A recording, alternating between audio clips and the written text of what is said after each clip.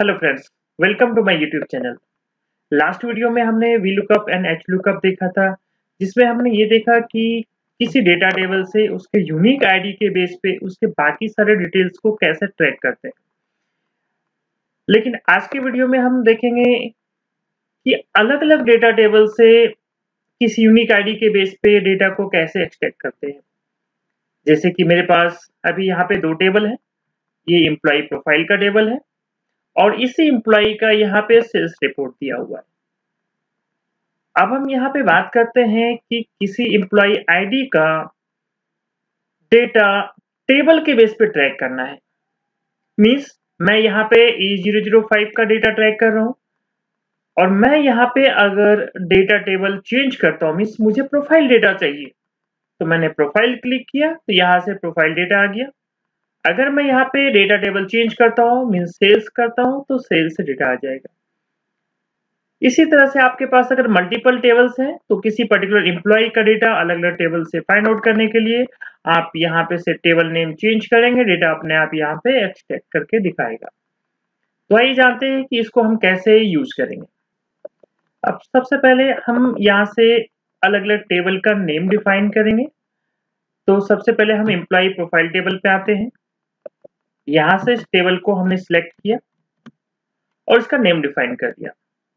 आप अपने हिसाब से कोई भी नेम टाइप कर सकते हैं, लेकिन रिलेवेंट नेम हो तो आपको वहां पे डेटा ट्रैक करने में इजी होगा। तो ये मेरा एम्प्लॉय प्रोफाइल टेबल है, तो मैंने इस टेबल का नाम रखा प्रोफाइल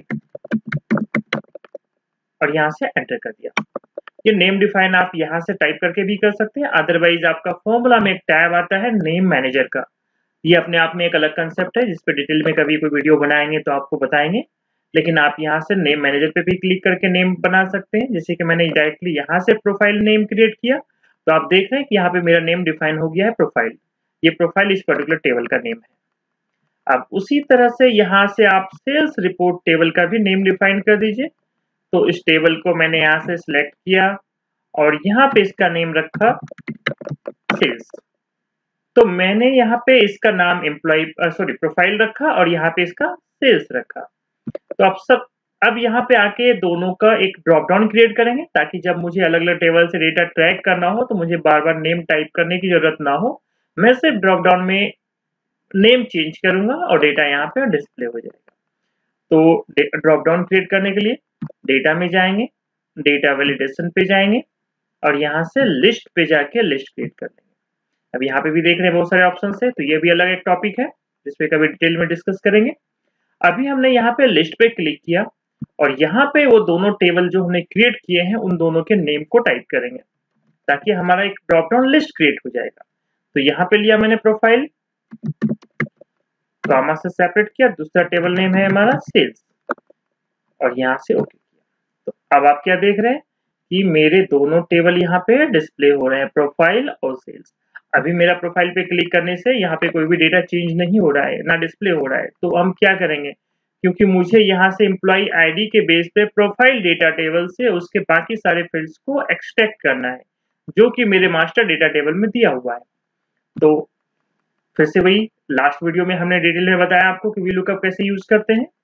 तो हम यहाँ पे यूज करेंगे वीलुकअप इक्वल टू वीलुकअप।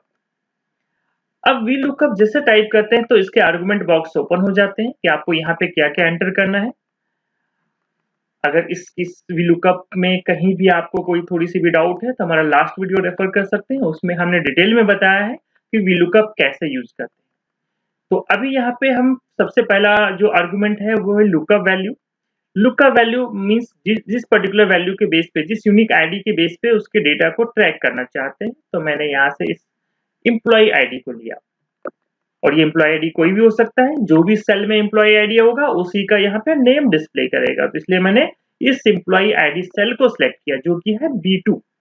अब ये B2 हमेशा फिक्स रहेगा, क्योंकि B2 के बेस पे ही बाकी सारी डिटेल को हमें ट्रैक करना है। तो इसको यहाँ से मैं फिक्स भी कर देता हूँ, इसको हम फ्रीज बोलते हैं। इसको फ्रीज कर दिया। फ्रीज करने का एडवांटेज ये रहता है कि जब डेटा को आप ड्रैग करते हैं तो वो पर्टिकुलर सेल आपका ड्रैग नहीं होता है, मींस चेंज नहीं होता है। अब आ गया यहाँ पे टेबल एरे। अब जैसा कि वीलुकअप में है कि टेबल एरे मींस जिस पर्टिकुलर टेबल एरिया से डेटा को आपको ट्रैक करना है। लेकिन अब यहाँ पे मेरे पास कोई एक टेबल नहीं है जो मैं उस पर्टिकुलर टेबल का रेंज सेलेक्ट करूं, क्योंकि मुझे यहाँ से एम्प्लॉय प्रोफाइल से भी डेटा ट्रैक करना है और कभी सेल्स रिपोर्ट से भी ट्रैक करना है। तो मैं यहाँ पे किसी पर्टिकुलर टेबल का डेटा रेंज भी नहीं लूंगा, ना तो किसी पर्टिकुलर टेबल का नेम टाइप करूंगा। तो यहाँ पे हम एक फंक्शन यूज करते हैं इनडायरेक्ट।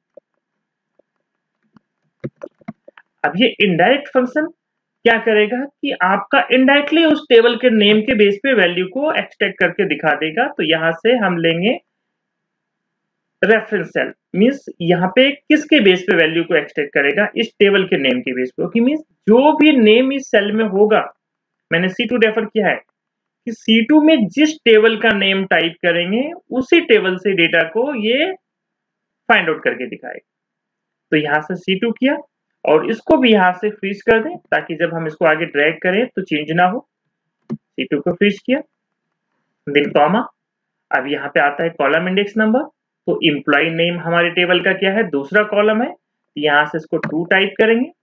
देन अब इस 2 नंबरिंग के लिए भी अलग इंडेक्स फंक्शन यूज होता है, लेकिन अभी हम यहाँ पे सिंपली उस कॉलम नंबर को टाइप करते हैं 2। उसके बाद आता है यहाँ पे रेंज लुकअप, जिसमें हम ट्रू या फॉल्स टाइप करते हैं। तो अभी हम यहाँ पे लेंगे फॉल्स। फॉल्स बेसिकली होता है एग्जैक्ट मैच के लिए। ट्रू फॉल्स में भी काफी डिफरेंस है, यहाँ पे अलग अलग जगह पे ट्रू एंड फॉल्स यूज करते हैं, इस पे बाद में डिस्कस करेंगे। अभी हम यहाँ पे फॉल्स ले रहे हैं क्योंकि मुझे एग्जैक्ट मैच करना है कि E005 का ही एग्जैक्ट जो नेम है वही डिस्प्ले कराए। तो मैंने यहाँ पे ले लिया फॉल्स। ओके,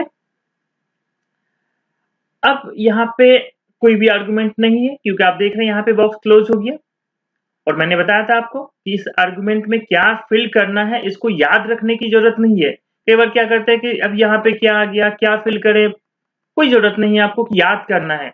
आपका जब तक ब्रैकेट ओपन है, जब तक आर्गुमेंट बॉक्स ओपन है, तब तक आपको यहाँ पे आर्गुमेंट चेक करना है कि आपका आर्गुमेंट कंप्लीट हुआ है या नहीं है, इसमें जो इनपुट वैल्यू है वो कंप्लीट हुआ है नहीं हुआ है। तो हमने देखा यहाँ पे लुकअप वैल्यू लिया, फिर टेबल एरे लिया, फिर कॉलम इंडेक्स नंबर लिया और लास्ट जो है हमारा जो हाईलाइटेड है मींस ये लास्ट वैल्यू है जिसमें हमने फॉल्स टाइप किया। अब जैसे यहाँ से ब्रैकेट क्लोज करेंगे, जब आपका कंप्लीट हो जाएगा तो ये अपने आप यहाँ से रिमूव हो जाएगा। इट मींस ये अब आपका कंप्लीट हो गया है। यहाँ से एंटर कीजिए। अब आप क्या देख रहे हैं कि मैंने E05 टाइप किया है तो E05 एम्प्लॉय का नेम दिखा रहे हैं। अब नेम दोनों जगह हमारा सेम है। हम आगे देखते हैं यहाँ पे कि उसका बाकी सारा डिटेल आ रहा है नहीं आ रहा है। तो इसी वैल्यू को यहाँ से मैं क्या करता हूँ, ड्रैग कर लेता हूँ।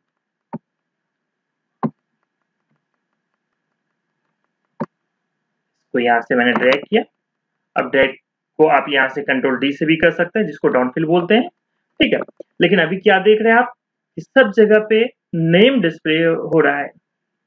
बस समझ में आ रहा है ये नेम क्यों आ रहा है, क्योंकि मैंने यहाँ पे एम्प्लॉय नेम के लिए फॉर्मूला लगाया था और उसी को बाकी पे ड्रैग कर दिया। तो यहाँ पे मेरा कॉलम इंडेक्स नंबर 2 था तो सब पे 2 आ गया, जबकि इसका कॉलम इंडेक्स नंबर क्या होगा, क्योंकि आप अगर एम्प्लॉय प्रोफाइल टेबल में जाके देखेंगे तो एम्प्लॉय नेम का टेबल जो है वो 2 है, जबकि इसका 3 है और इसका 4, 5, 6। तो ये नंबर आपको वहां पे चेंज करना होगा। तो ये एक बार आप यहाँ पे चेंज कर देंगे, 2 की जगह फिर 3 करेंगे और यहाँ पे 3 की जगह 2 की जगह फिर 3 एंड 4 एंड देन 5 एंड ये 6। तो अब आप क्या देख रहे हैं कि मेरा कंप्लीट डेटा डिस्प्ले हो रहा है, वो भी कहां से हो रहा है, प्रोफाइल टेबल से हो रहा है। क्यों, क्योंकि मेरा डेटा फ्रॉम मींस जो डेटा टेबल हमारा यहाँ पे टाइप है कौन सा है, प्रोफाइल है। तो अभी हम प्रोफाइल से और किसी का डेटा ट्रैक करके देख लेते हैं। मैं यहाँ पे एम्प्लॉय नेम चेंज करता हूँ, E006 किया तो 6 का दिखाएगा। अगर मैं यहाँ पे E007 करूंगा तो 7 का दिखाएगा। दैट मीन्स कि मैं किसी भी एम्प्लॉय आईडी का डेटा उस डेटा टेबल से फाइंड आउट करके देख सकता हूँ। लेकिन अभी ये सिर्फ प्रोफाइल टेबल से दिखा रहा है। लेकिन यहीं पे मैं जब अब डेटा चेंज करूंगा, मीन्स अब इस टेबल का नेम चेंज करता हूँ सेल्स, तो इसी एम्प्लॉय आईडी का डेटा कहाँ से दिखा रहा है, उसके सेल्स रिपोर्ट से दिखा रहा है, जो कि आप इस सेल्स टेबल में जाके देख सकते हैं कि E006 का डेटा क्या है। तो आप यहाँ पे देख लीजिए E006 का जो भी डेटा है, यही डेटा आपको इस डिस्प्ले टेबल पे वैल्यू में आपको डिस्प्ले कर रहा है। अब यहाँ पे भी नेम चेंज करेंगे तो अपने आप ये चेंज होगा।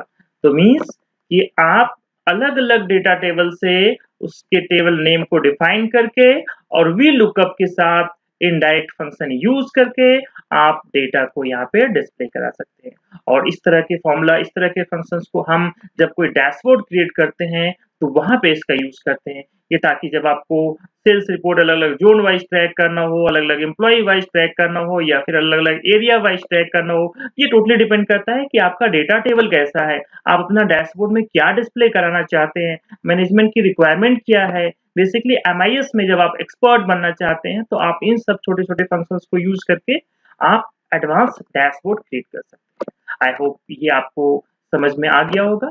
अगर कोई डाउट, कंफ्यूजन रहता है तो आप कमेंट बॉक्स में कमेंट कर सकते हैं और अगर आपको ये वीडियो अच्छा लगा हो तो चैनल को लाइक, सब्सक्राइब करना ना भूलें। Thank you.